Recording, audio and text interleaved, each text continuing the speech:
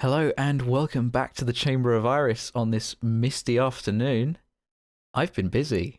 Right, so between episodes, I've spent all of my time pretty much using all of that cobblestone that we've been generating underground in furnaces down there to generate enough stone to build this monstrosity. Now you may be asking, but why would you do such a thing? And it's pretty simple, really. Now, I'm down here at the village message board because we have some tasks to complete as a village, and I've got one of them right here. It is build a PvP arena and then prepare your PvP skills ready to defeat the other village in a few weeks' time.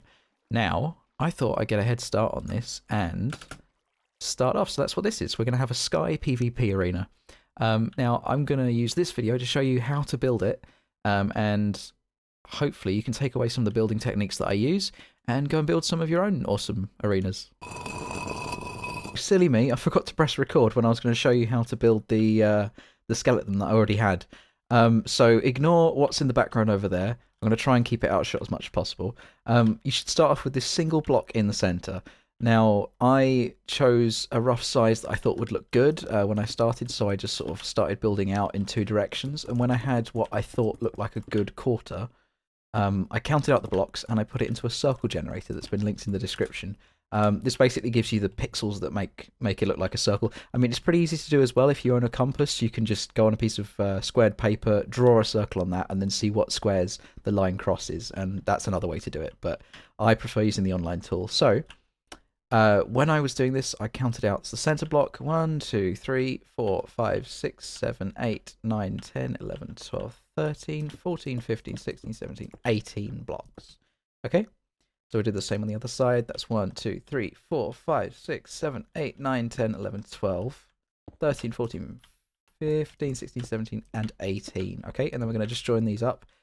My circle generator tells me that, actually I'm going to use that. 1, 2, 4, right.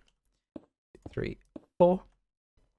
Yeah, so it's 4 out, and then bring it in, go 3, bring it in, go 2,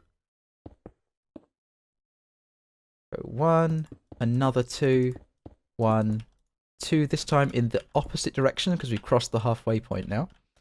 And then another 1, then 2, 3, and make that into a 4. There we go, so that's a quarter. So now that we've got our outer edge down, we need to make the inner circle. So that is 1, 2, 3, 4, 5, 6, 7, 8, 9, 10, 11, and 12. On the 12th block, we're going to start here. So it's 1, 2, 3 out, 2, another 2, 1, 1, 2 in the other direction, 2, and 3. So it's a really simple pattern. It's, if you can remember it, 3, 2, 2, 1, 1, 2, 2, 3.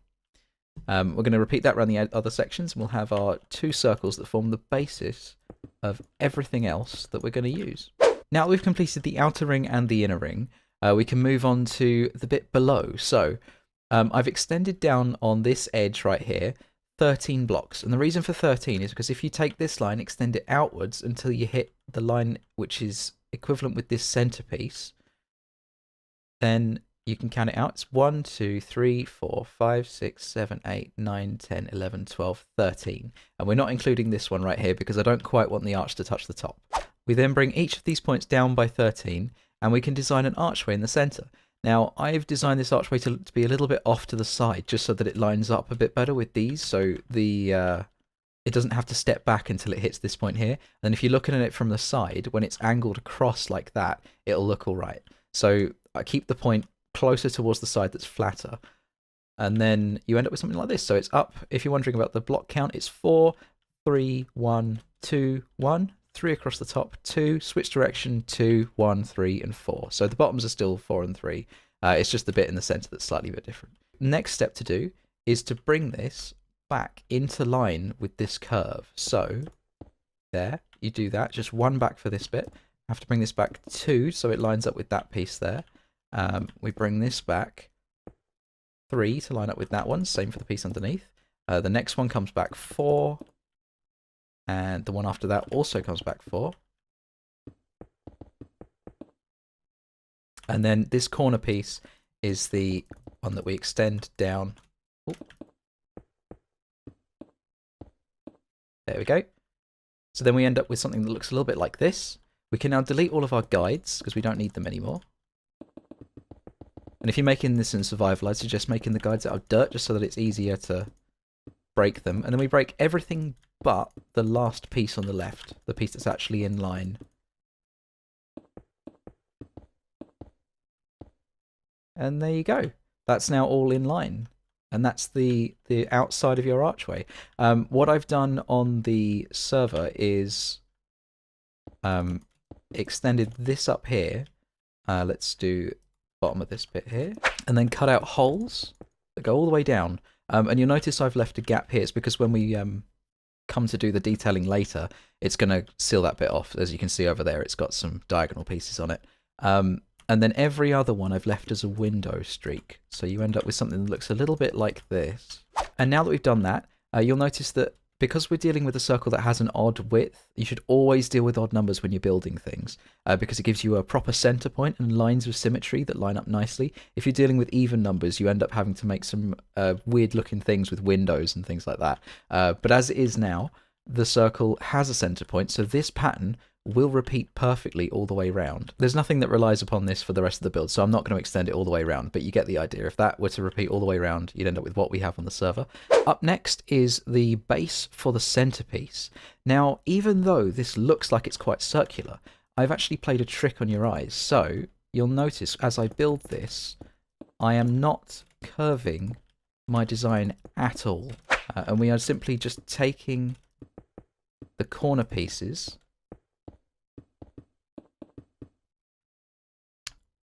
There we have it. Taking the corner pieces and arching them across. But if you were to look at it from above, it's a straight line, and I'm not going to bring it out to this corner. Because if we take the same design across the other directions and complete this square, effectively, is what we're going to end up with, then you'll see what we're going to do. Right, as I'm finishing this piece up, an important tip. If you're building an archway, always build up from the bottom. So when you build up from this side, build up to the apex of your arch and then start on the other side and build up to it. It's far easier than trying to get underneath things and build up, especially if you've already built a floor. You can get yourself caught on it and stuff like that. Now we've finished the square effectively. You can see it on the mini-map there. We've got a circle and it's forming a square around there. Because it's arched, it will give the illusion of being curved, and we can build a circle off of it. So the circle that these guys make is a 9 radius, not including the single and the center block. So if you want the diameter of that, that's 19 diameter for this circle that we're about to build. And the circle generator dictates that it's 1 wide on the edges. It's actually 7 across, not 5 like this archway was.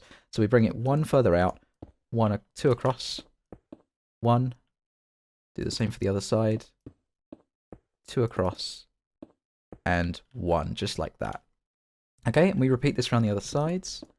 And there you have it. That's a circle on top of a square made of arches.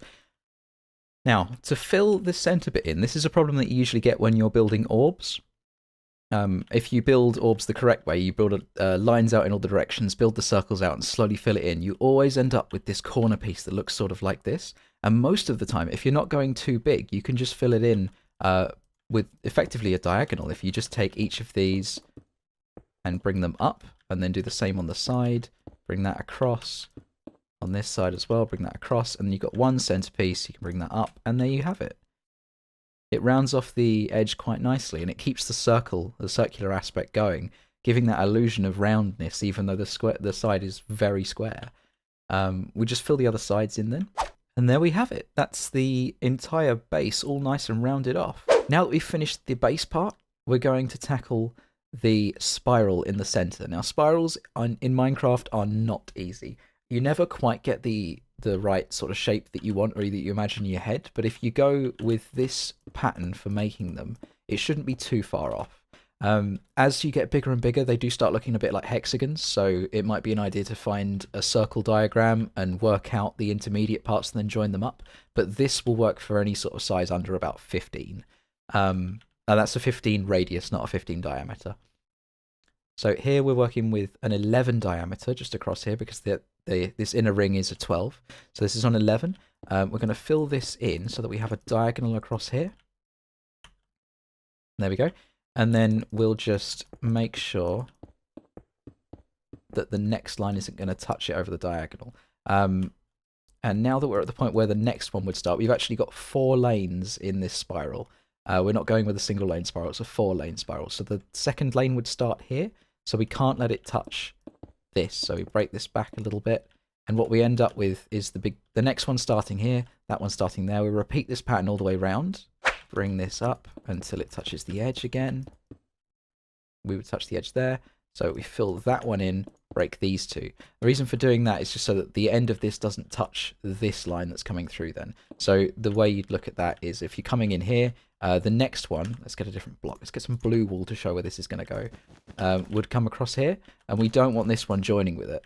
So we break it off where it would join, fill that one in, and then where it stopped, that becomes the new edge right there. Okay, slightly different here. We've reached where we started, so this one's going to start the next part. The straight starts right here, adjacent to the straight of this one. All the way to the edge, doesn't quite touch the edge, because you remember you need to bring this round, and then we diagonal it off again, just like before. Diagonal it off, there we go. So now we've lined up again. We can just continue this pattern. It's a pretty simple pattern. Whenever you hit the edge, you start diagonaling it off like this. And right about here, I think, is where it starts getting a little complicated and hard to see what you're doing. Just persevere with the pattern. And then you, with this sort of shape, we're almost done. Real simple from here. You just have to hit chords on that one, chords on this one, and bring them all round like a Catherine wheel. And then we have the center. In the very center, there's no way to stop all of the edges from just joining up and making a circle, but I don't mind the design. It looks pretty good. As you can see on the mini-map as well on the top right, it looks like a spiral from far away. And if you were to go any bigger, you'd just start, instead of diagonaling these off, you'd start making them too wide instead. So that would keep the pattern going, and you just make this middle bit slightly thicker in places. You never want to make it thinner, because then you end up compromising the pattern as you get larger. So there you go. Very small design for a spiral.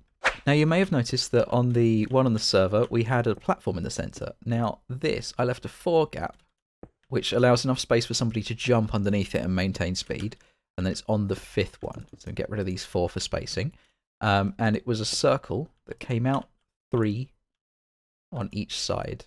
Okay, and then to join this up with the floor, I take this, build outwards, take that, build down to make sort of steps like this. And then we build outwards once more, but you can tell it's going to land in this space right here, and this is empty. We can't have that, so we fill that one in, bring it up 1, and that becomes our first step. And to join these 2 up, bring it up, back, back, and then delete the one that you took up. So you end up with this pattern that goes out, in, and there you have it. That's the centerpiece. So up next is the tall part on top. So we're going to bring this, we need to find the center points of each of these, mark them off. So center point of this one is about here. Center point of this one here, and the last one in line right there. Okay, so now we've got all of our center points. We can bring these up 13. That includes the one we just placed. So 1, 2, 3, 4, 5, 6, 7, 8, 9, 10, 11, 12, 13. So then we have the height before this starts curving. So we can bring up the other sides to match now. It's going to be these 2 in the center here. Okay, and now that we've done that, we've got all of our pillars.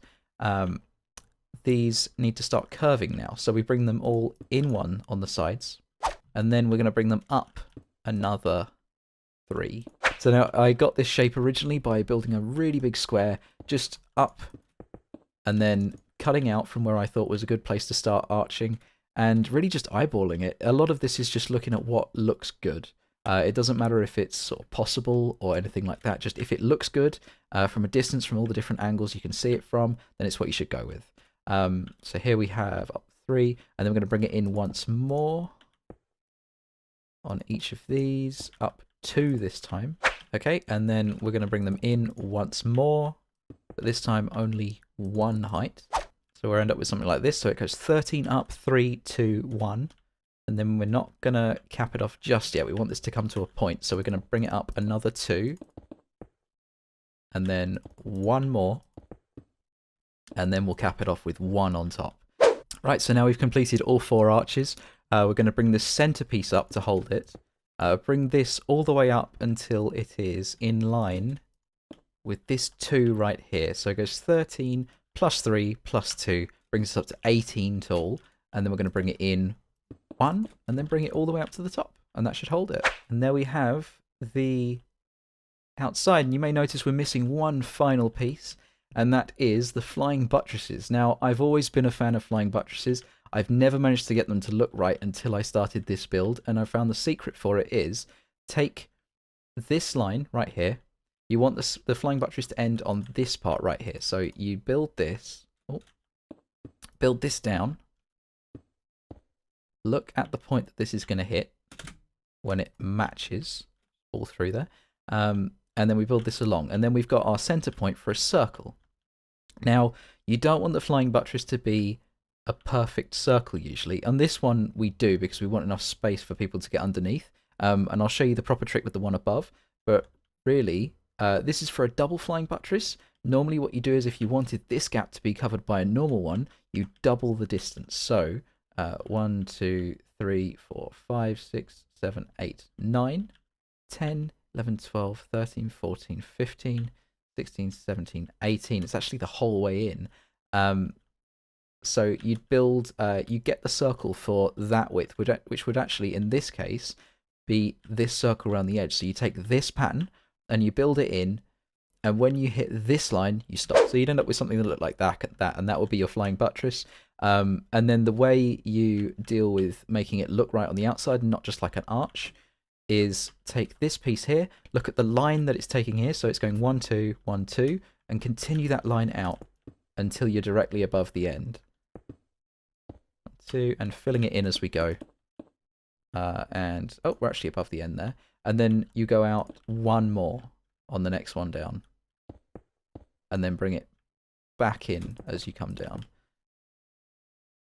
There you go, and that's how you build your flying buttress. And then in vanilla Minecraft, you get some stairs, put them on the inside to seal up these impossible gaps here, and you get some half slabs and put them on the top, as you'll see me do later on the one on the server.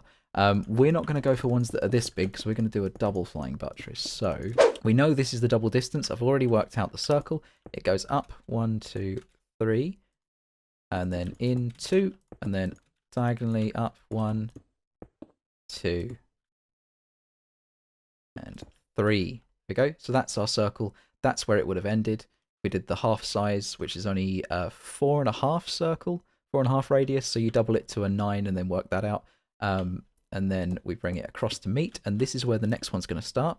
Now, following what we did before, continue this line down. It only puts one on here, and then we'll put a diagonally up facing one on here, so we don't need to worry about putting that there for now. And then we do the same again, and there you have it. That's a double flying buttress.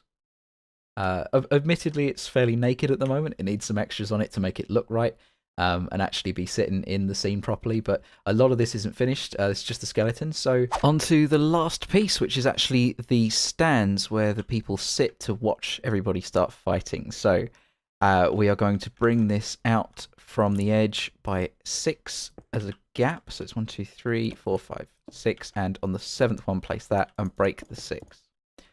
This gives you the point of a 25 radius circle, which is actually a 51 in diameter. If you want to put it into that online tool, we bring that across. That is, I'll just do 1/2 of it. So that's the center point there. 1, 2, 3, 4, 5, and then we bring it forwards. 2, 3, forwards, 3, forwards, 1. In fact, and then we bring it forwards again for 2. 1 and then 2, and I'm going to stop there. You can continue with the circle, but we're now hitting the diagonal point where if people were sitting here, they wouldn't be able to see much of the action anyway. And with this shape, you now want to go back to the center. This is going to be where the handrail goes, so people need somewhere to sit now, and you go 1 across, and when you get to these joins, you don't just put 1 in, you put 2 in, so that there's always a path to go round. Forwards 2, 1, 1, 2 on there, 2 on there, 1 there, 2 on there, 2 on there, 1 there. On this edge piece, bring it out 1 more. And now that we've got our standing area, we start building the back to the front row and the hand railing to the second row. So we build 1 back and 1 up, and you just do the same pattern all the way around, doubling up. So when you've completed that part, it should look something like this. We are going to put a step here when we're finished. So we need to bring this around a little bit further to put some railings on and bring it up there as well.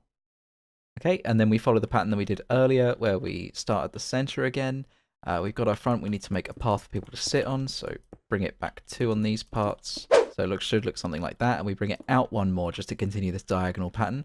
And then again, as before, bring it up 2 on the backs of these. Okay, so we're on the final layer here. We just do the same again, repeating the pattern, giving people somewhere to stand or sit, bringing it out once more again on the corner, and then putting the final back onto this last tier. If you go any higher than this, I found that that part there just gets in the way of people's view, so there's not really much point going any bigger than this anyway. And there you have it.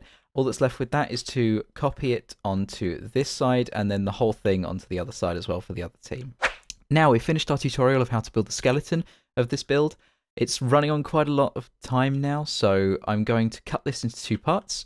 If you've liked this first part, just hit the like button. If you're new here, hit the subscribe button, and we'll be building more in the next episode where I show you how to do the detailing and we jump back to past me that remembered to actually press the record button.